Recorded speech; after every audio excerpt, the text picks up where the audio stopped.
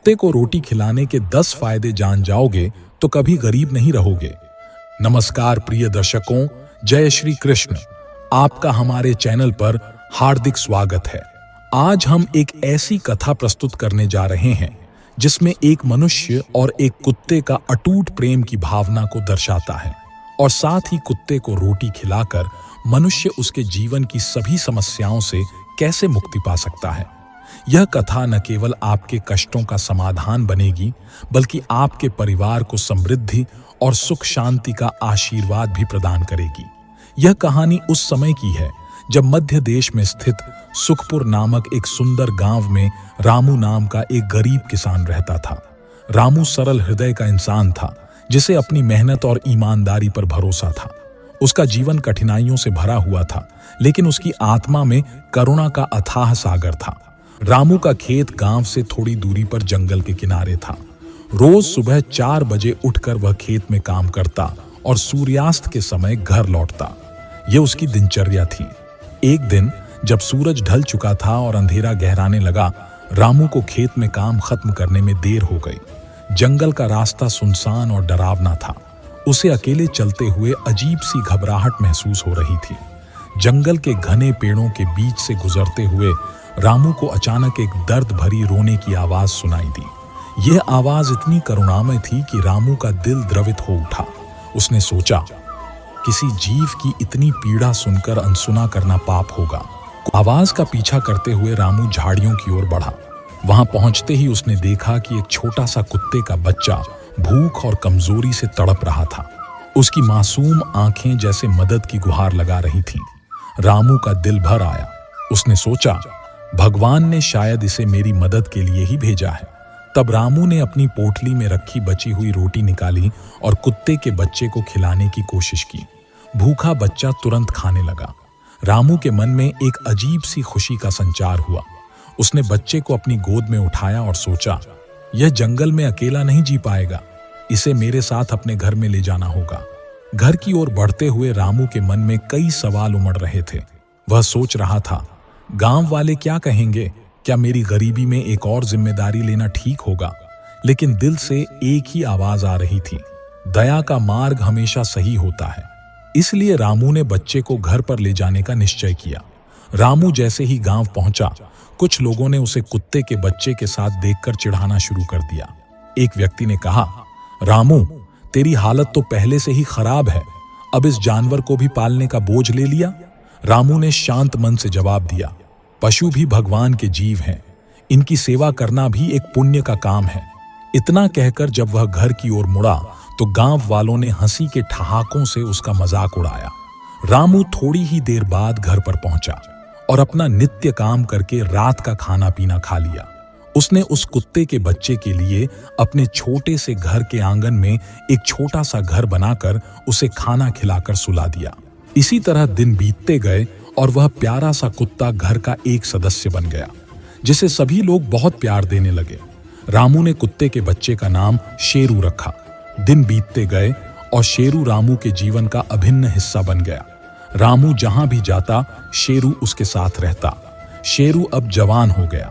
धीरे धीरे गांव वालों को भी समझ आने लगा कि रामू उस कुत्ते को बहुत प्यार से पाल रहा है। जैसे जैसे समय बीतता गया, वैसे गांव वाले भी शेरू को पसंद करने लगे थे। एक रात जब रामू अपने घर में सो रहा था, शेरू ने अचानक जोर जोर से भौंकना शुरू कर दिया। रामू घबरा कर उठा और देखा कि घर के पीछे की तरफ कुछ हलचल हो रही है। वह तुरंत वहां गया तो देखा कि 2 चोर उसके अनाज के भंडार को लूटने की कोशिश कर रहे थे। शेरू ने बिना किसी डर के उन चोरों पर झपट्टा मारा। चोर घबरा गए और भाग खड़े हुए। रामू ने शेरू को गले लगा लिया और कहा, शेरू, तूने आज मेरी मेहनत को बचा लिया। भगवान ने सच में तुझे मेरे लिए भेजा है।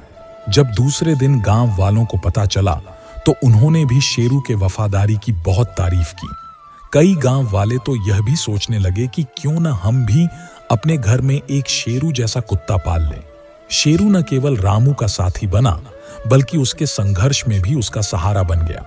एक बार रामू के हरे भरे खेत में जंगली सुअरों ने उत्पात मचा दिया, जिस वजह से रामू के खेत का बहुत नुकसान हो गया। रामू की मेहनत से उगाई हुई आधी फसल पूरी तरह से बर्बाद हो गई। अपने खेत की ऐसी हालत देखकर रामू की आंखों से आंसू बहने लगे। रामू का यह हाल देखकर शेरू को भी बुरा महसूस हो रहा था।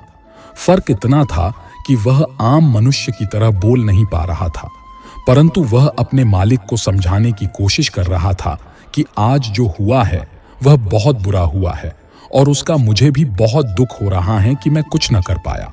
लेकिन इसके बाद अब कभी भी आपको इस प्रकार से रोना नहीं पड़ेगा। अब जो बची हुई फसल है उसकी वह रखवाली करेगा। रामू हताश था, लेकिन उसने हार नहीं मानी। उसने गांव के बुजुर्गों से सलाह ली और पूरी मेहनत से अपने खेत को फिर से हरा भरा कर दिया। शेरू हमेशा उसके साथ रहता और उसकी हिम्मत बढ़ाता। तब रामू ने महसूस किया कि जीवन में कितनी भी कठिनाइयां आएं, अगर साथ में सच्चा साथी हो तो हर मुश्किल आसान लगने लगती है। अब रामू और शेरू रात के समय में अपने खेत में एक छोटे से घर में रहना चालू कर देते हैं। रामू घर के अंदर सोता और शेरू घर के बाहर बरामदे में सोता। शेरू ने मन ही मन ठान लिया था कि वह पूरी ईमानदारी से खेत की रखवाली करेगा। इसी तरह एक रात की बात है, चारों ओर अंधेरे ने अपना साम्राज्य प्रस्थापित कर दिया था। चारों ओर रात का सन्नाटा छाया हुआ था। गांव के सब लोग गहरी नींद में सो गए थे। उसी तरह रामू भी खेत के छोटे से घर में रात की गहरी नींद ले रहा था। उसी वक्त खेत में कुछ हलचल होने की आवाज आई। जैसे ही आवाज आती है तो शेरू ने भी वह आवाज सुनी। तब वह उठ खड़ा हो गया और पूरी तरह से सावधान हो गया। शेरू ने मन ही मन ठान लिया, अब जो भी कुछ होगा वह उसे छोड़ेगा नहीं, उसे वह खेत से भगाकर ही रहेगा। उसके बाद शेरू उस आवाज की तरफ आगे बढ़ता है। धीरे धीरे वह उस हलचल होने की आवाज के नजदीक पहुंचता है तो उसने देखा कि दो तगड़े जंगली सुअर उसे घूर रहे हैं। शेरू ने बिना कुछ सोचे समझे खामोशी से उन पर झपट्टा मार दिया। शेरू की यह हिम्मत देखकर सुअर घबरा गए और जंगल की ओर भागने लगे, तो उनके पीछे शेरू भी भागने लगा। वह सुअर इस प्रकार भाग रहे थे मानो चोरों के पीछे पुलिस भाग रही हो। इस प्रकार भागते भागते वह सब गहरे जंगल में पहुंच गए और थोड़ी ही देर बाद वह सुअर अपने अन्य साथीदारों तक पहुंच जाते हैं। अब शेरू के सामने कम से कम 8 सुअरों का झुंड था, लेकिन शेरू एक बहादुर कुत्ता था और अपने मालिक का वफादार कुत्ता था। उसने अपनी जान की कोई परवाह नहीं की। वह उन सब से बिल्कुल डरा नहीं। शेरू ने उन सब सुअरों के साथ जमकर लड़ाई की और तभी लड़ाई करते वक्त सारे सुअर समझ गए कि शेरू के सामने उनकी किसी की भी कुछ नहीं चलेगी। तब सब सुअर घबराकर गहरे जंगल की ओर भाग खड़े हो गए और सुअर उस जंगल के इलाके से दूर चले जाते हैं। अब लड़ते लड़ते शेरू भी थक चुका था। उसके शरीर पर छोटे मोटे घाव के निशान लग चुके थे, लेकिन उस बहादुर कुत्ते को अपनी चोटों की कोई परवाह नहीं थी, बल्कि उसे कहुशी इस बात की थी कि उसने अपने मालिक के खेत को बचा लिया। उसके बाद वह थोड़ी देर के लिए एक पेड़ के नीचे आराम करने के लिए बैठ गया। थोड़ी देर आराम करने के बाद उसे भी गहरी नींद लग गई। रात का सन्नाटा बीतने के बाद सुबह के ब्रह्म मुहूर्त का समय हो गया।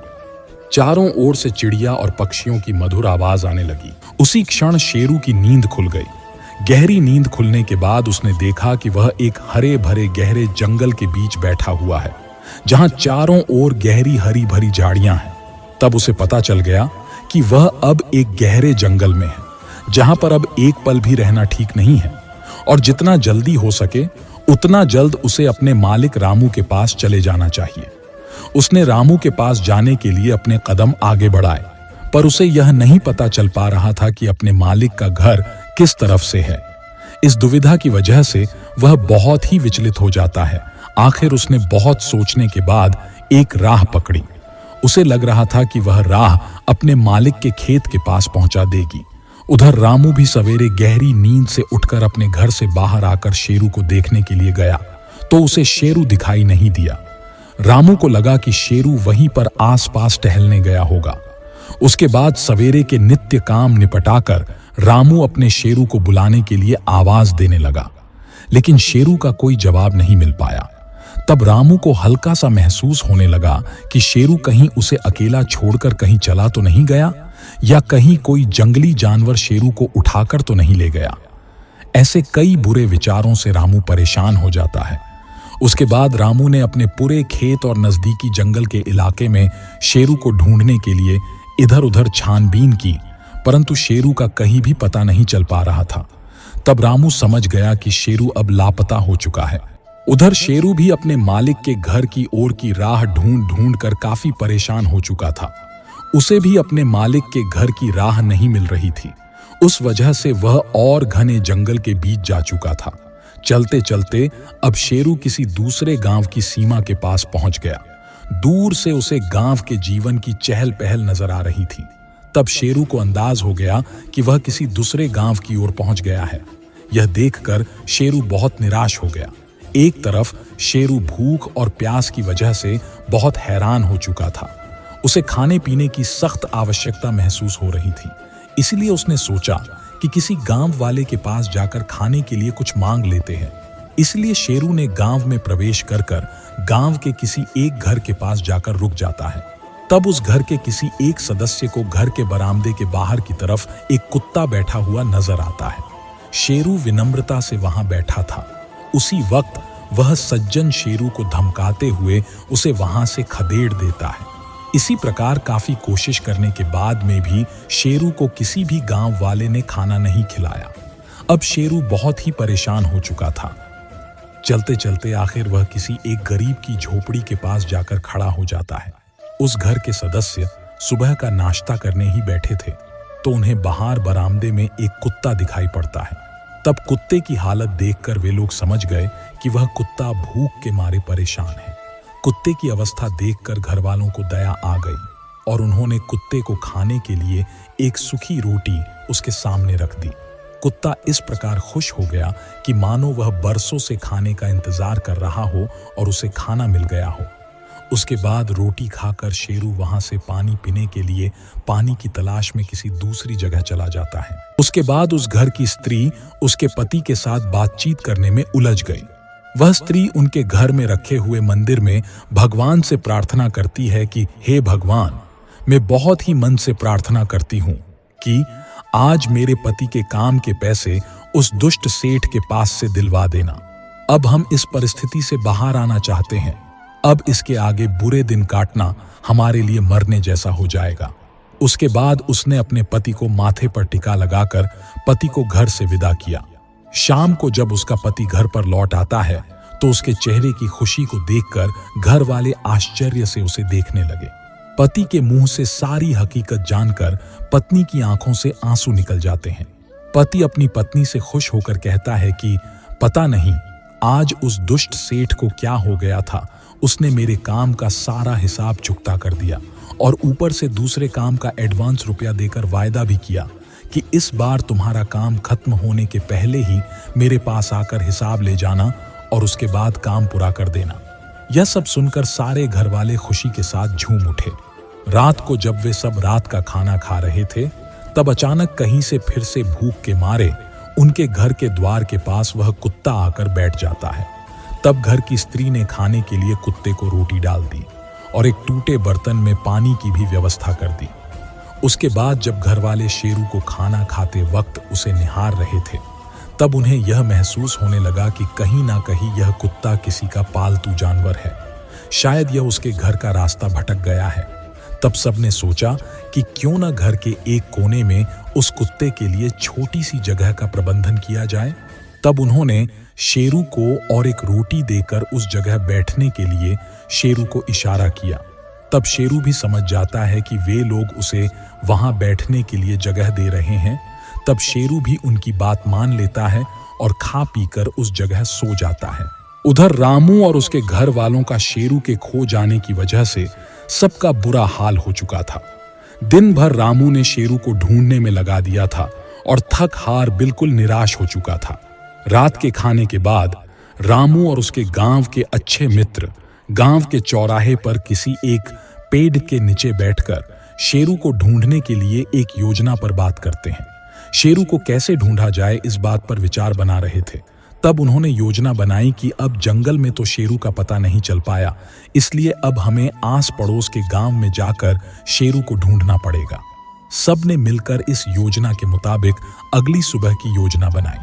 उसके बाद योजना के मुताबिक अगली सुबह रामू और उसके 4 मित्र इकट्ठा होते हैं और सूर्योदय के पहले की रोशनी में बगल के गांव में जाने के लिए निकल पड़ते हैं।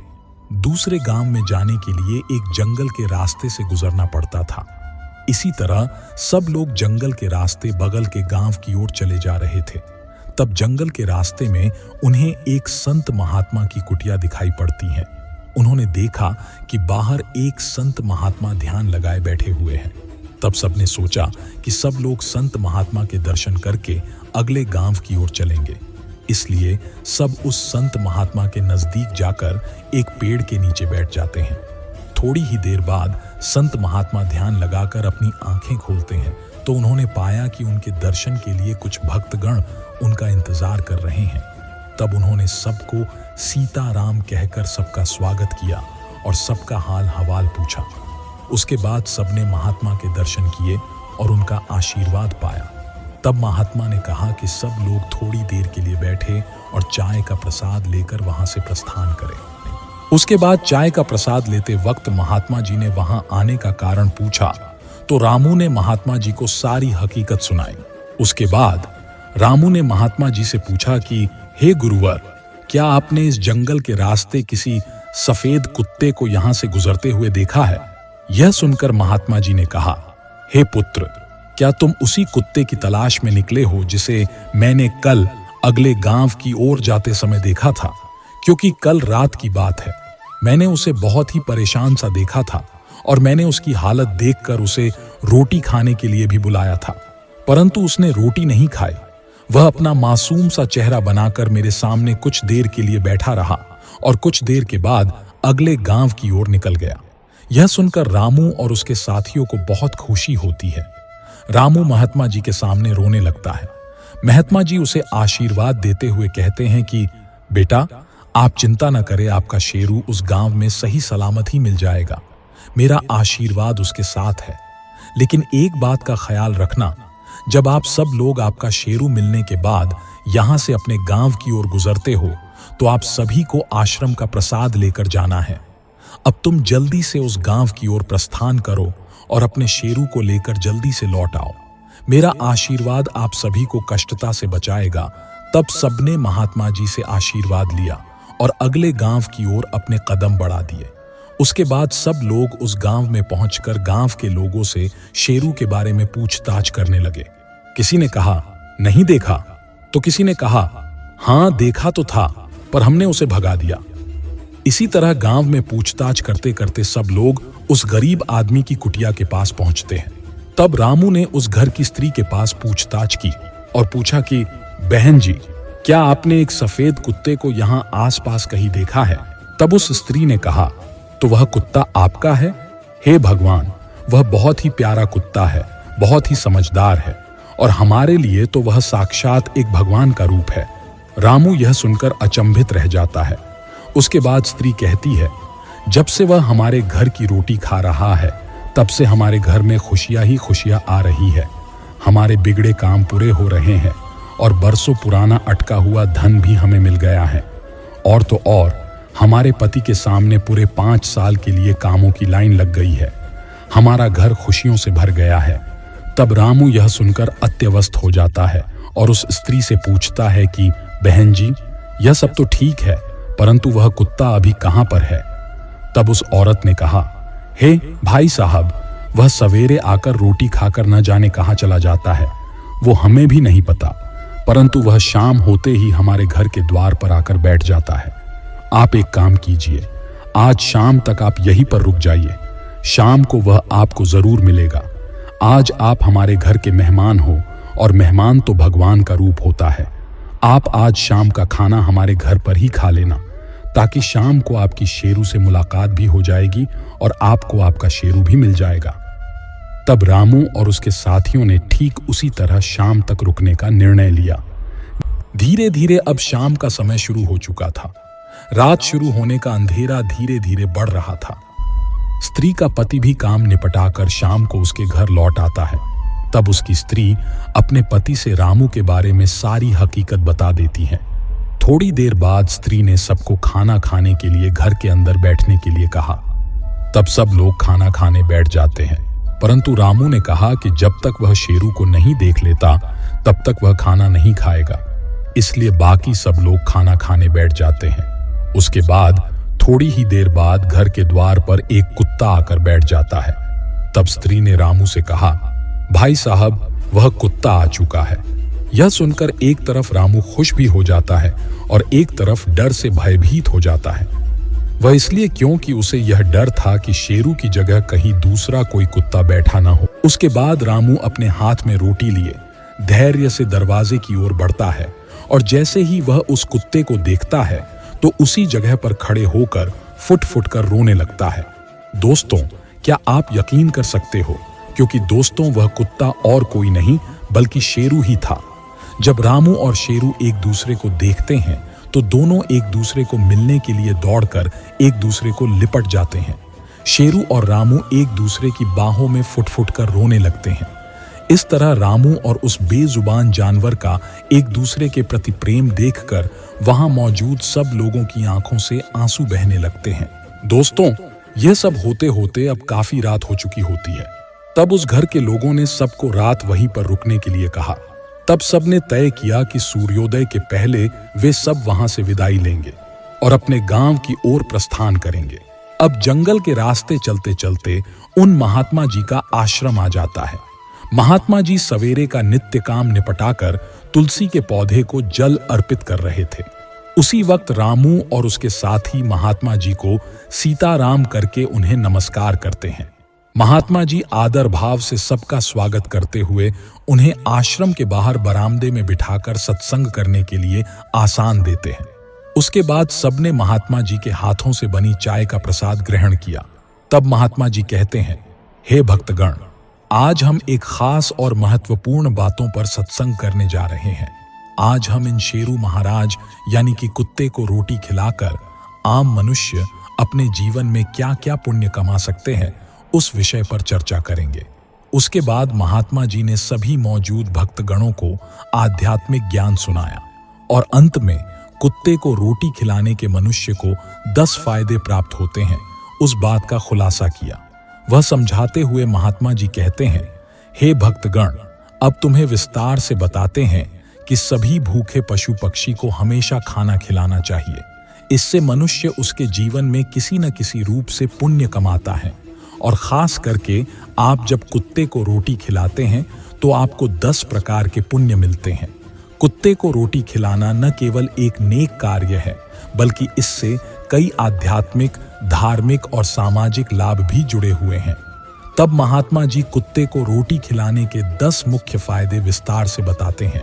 पहला फायदा, पितृदोष का निवारण। हिंदू धर्म में मान्यता है कि कुत्ते यमराज के दूत माने जाते हैं।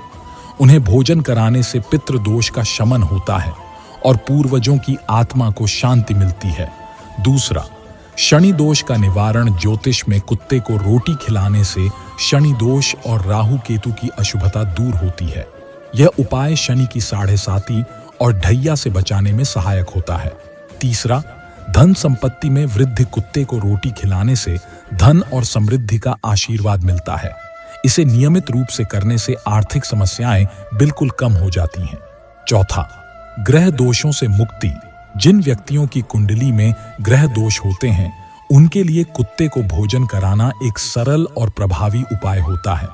पांचवा फायदा, धार्मिक पुण्य की प्राप्ति। भूखे कुत्ते को रोटी खिलाने से व्यक्ति को धार्मिक पुण्य मिलता है। यह पुण्य कार्य भगवान को प्रसन्न करता है, जिससे हर मनुष्य उसके जीवन में अलौकिक ज्ञान की प्राप्ति करता है। छठा, पशु प्रेम और करुणा का विकास। कुत्ते को भोजन देने से व्यक्ति में पशु प्रेम और करुणा की भावना बढ़ती है, जिससे समाज में सह अस्तित्व और सहयोग का वातावरण बनता है। सातवां, नकारात्मक ऊर्जा का नाश। ऐसा माना जाता है कि कुत्ते को भोजन कराने से घर में अनचाही नकारात्मक ऊर्जा खत्म होती है और सकारात्मक ऊर्जा का संचार होता है। आठवां, बाधाओं का समाधान। जीवन में आने वाली छोटी बड़ी बाधाओं को दूर करने के लिए कुत्ते को रोटी खिलाना शुभ माना जाता है। नौवां, यमराज और काल के भय से मुक्ति। कुत्ते को रोटी खिलाने से यमराज की कृपा प्राप्त होती है। यह मृत्यु भय और काल दोष से मुक्ति दिलाने में सहायक होता है। 10वां और सबसे महत्वपूर्ण फायदा, जीवन में शांति और संतोष मिलता है। नियमित रूप से कुत्ते को रोटी खिलाने से मनुष्य के जीवन में शांति और संतोष का अनुभव होता है। यह कार्य निस्वार्थ सेवा का प्रतीक है। अब हम आपको कुत्ते को रोटी कैसे खिलाएं, इसके बारे में जानकारी देते हैं। हमेशा कुत्ते को सादा रोटी देना चाहिए। रोटी में तेल, नमक या मसाले कभी न मिलाएं। यदि संभव हो तो रोटी के साथ दूध या पानी भी रखें। हमेशा रोटी खिलाने का समय सुबह या शाम का रखें। यह साधारण सा उपाय न केवल आध्यात्मिक और धार्मिक दृष्टिकोण से लाभकारी है, बल्कि आपके जीवन में सकारात्मक बदलाव भी लेकर आता है। इस प्रकार सभी भक्तगणों ने महात्मा जी के सत्संग से अनसुने ज्ञान की प्राप्ति की और उसके बाद सबने एक राग में हनुमान चालीसा का पाठ भी किया। इस प्रकार महात्मा जी ने सबको सत्संग का ज्ञान देकर सभी को प्रसाद खिलाया। दोस्तों, उसके बाद रामू और उसके साथियों ने महात्मा जी से आशीर्वाद लेकर वहां से अपने गांव की ओर प्रस्थान करने की अनुमति ली और सभी लोग अपने गांव की ओर चल दिए। उसके बाद रामू जब शेरू के साथ उसके घर पर पधारता है, तब शेरू को देखकर उसके घर वाले कहुशी से रोने लगते हैं। घर का वातावरण कहुशी और उल्लास से प्रफुल्लित हो जाता है। दोस्तों, उसके बाद कुछ अरसों के बाद धीरे धीरे रामू का जीवन बदलने लगता है और तब समय ऐसी करवट लेता है कि अब रामू उस गांव का सबसे अमीर व्यक्ति बन जाता है। तो दोस्तों, अगर यह कहानी देखकर आपको वाकई ज्ञान की प्राप्ति हुई हो, तो ऐसी ही प्रेरणात्मक और रोमांचित कहानियां देखने के लिए हमारे चैनल को लाइक, शेयर और सब्सक्राइब करना न भूलें और जीवन में सभी पशु पक्षियों के प्रति प्रेम भावना रखकर भूखे पशु पक्षियों को जरूर से खाना खिलाएं। कहानी अच्छी लगी हो तो कमेंट बॉक्स में जय श्री कृष्णा, जय श्री सीताराम लिखकर हमें प्रोत्साहित करें। यहाँ तक कहानी देखने के लिए आप सभी को हृदयपूर्वक नमस्कार। धन्यवाद।